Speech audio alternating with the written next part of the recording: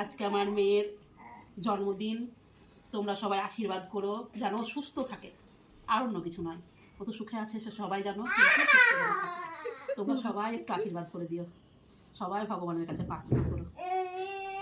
কেবল একটা অপারেশন করে উঠলো তো, সেই জন্য বলছি।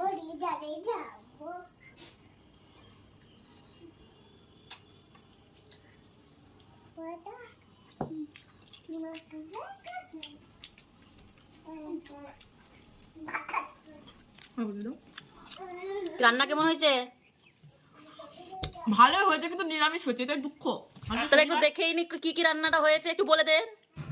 বোথর শাক, বিউলির ডালের বড়া, আলু ভাজা, বেগুন ভাজা, মটরের ডাল, টমেটো দিয়ে আলু ফুলকপির তরকারি, পায়েস। আমার দিকে দেখা এবার।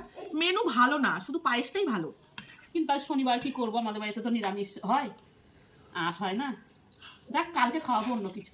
পায়েসটা সেই হয়েছে, দারুণ। এবার একা একা খেয়ে নাও, একটু জল খাও। Thank you. চলে এবার আমি একা একা খেয়ে নিই। টাটা।